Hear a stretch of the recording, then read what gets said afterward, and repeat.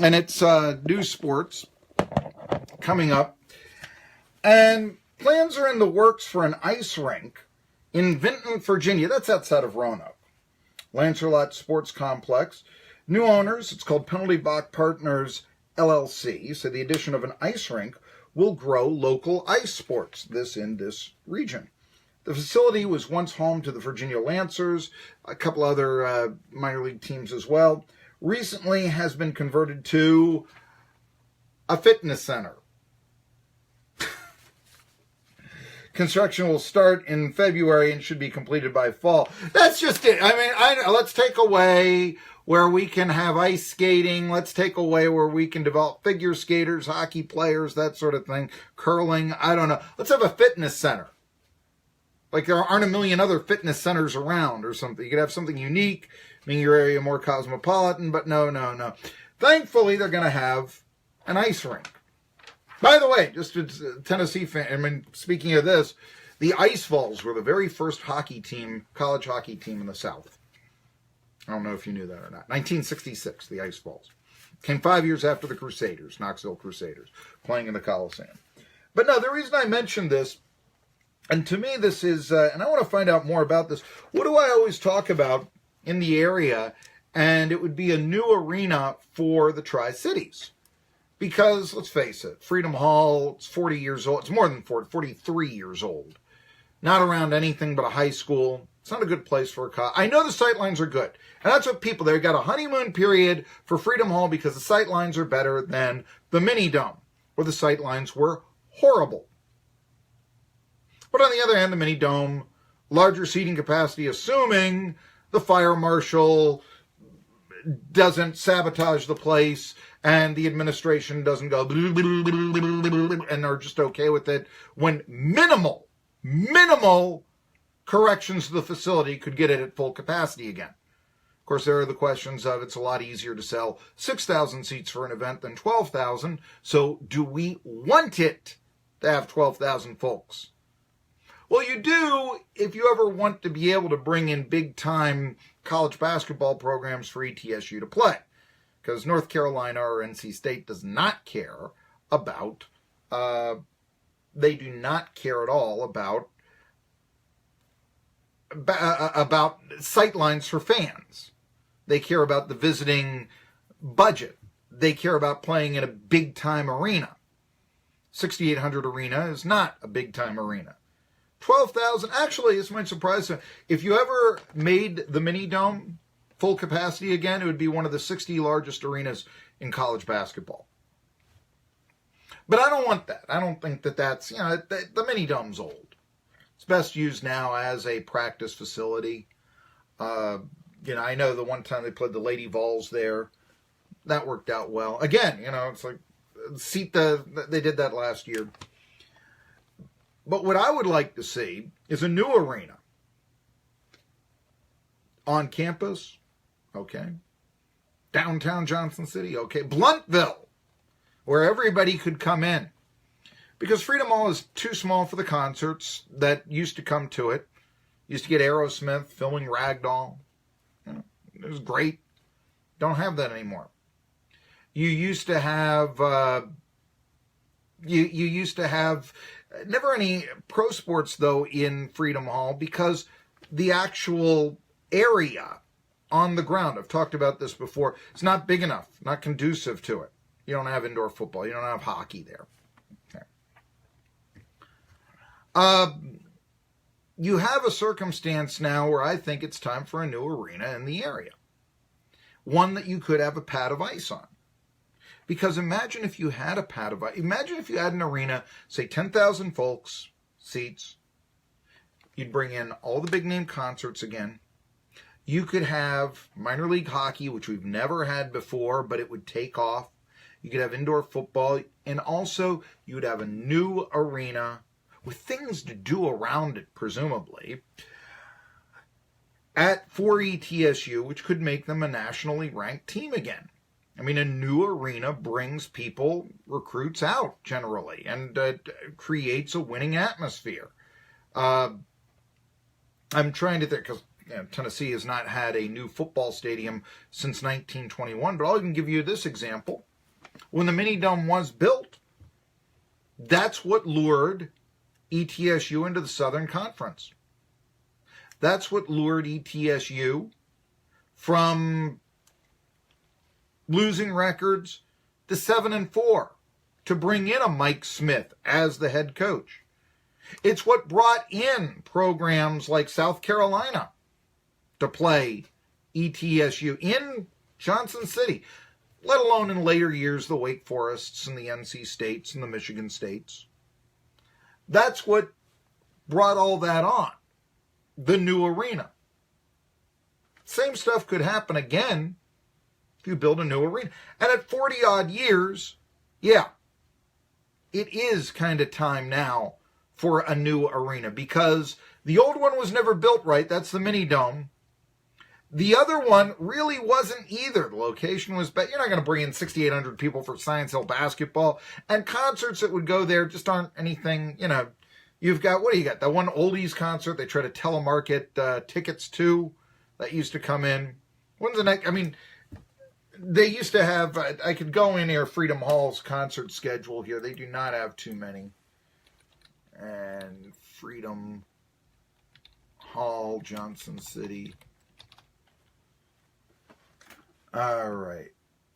Let me go in here. I know that I am really, this is compelling radio here as I look up what the concert schedule is. Here we are, Freedom Hall Civic Center. Let's see what the upcoming events are. Yes, I do know Elton John played there a couple. We have, the Pew Patrol, the Great Pirate Adventure. That is the only other thing, other than ETSU basketball, at Freedom Hall until March. In March, there are 3 non-ETSU events. Mercy Me with 10th Avenue North, Challenge of the Super Bowls, and the Harlem Globetrotters. That's actually having 3 non-ETSU basketball events in a month. Has got to be some sort of modern record for Freedom Hall. I don't think there. I remember after the basketball season ended, I looked sometime in the summer, and there was absolutely nothing during the summer at Freedom Hall until ETSU basketball season starts. And just keep in mind, an arena is not making any money if it sits vacant. You've got to have events, be it concerts, be it the circus, be it a prayer group, a tent revival, be it the Harlem Globetrotters. Not a huge fan of it, but nevertheless, be it Mercy Me with 10th Avenue North, be it a rodeo, be it Disney on Ice, Sesame Street Live, whatever. That's just the way it is. So I look at the ice rink that's going to be built there, and I just say, why not here in the Tri-Cities? Why can't we promote? Why can't we be more cosmopolitan? That's all I ask. I've said it a lot. But in Roanoke, where they haven't had minor league hockey in a while, they're going to try to bring it back. Hey, you know what? That would be a natural rivalry, wouldn't it? Tri-Cities versus Roanoke. Just saying. So we want to look at Penalty Box Partners LLC. We'll try to get them on the show. The facility once home to the Virginia Lancers. Okay. Tri-City Sports Now. Jerry Bonkowski is going to join me in the bottom of the hour. We'll talk a little NASCAR. Wanted to talk a little bit about the NFL. Of course, last night, Steelers beat the Houston Texans. They clinched the bye. I've talked about this as this was heaven on earth for the Tennessee Titans fan because now the Jacksonville Jaguars are probably going to just, tank it, play the second stringers, and therefore the Titans have a good chance at winning, in my opinion, with a Chad Henne and Chris Ivory backfield, which is likely the way that they'll go. DeMarco Murray's still struggling on the ground, though. I think he's only had one 100-yard game so far this year. Let me double-check that, but I believe that's it. Anyway, the storyline of the ball games last night, Raiders gave the Eagles a big run. Nick Folks didn't play all that well. Eagles win it on a last-second field goal. In fact, I've got here, do we have the great Merrill Reese? I think we do. I love this guy. Here, Merrill Reese, Philadelphia Eagles broadcaster.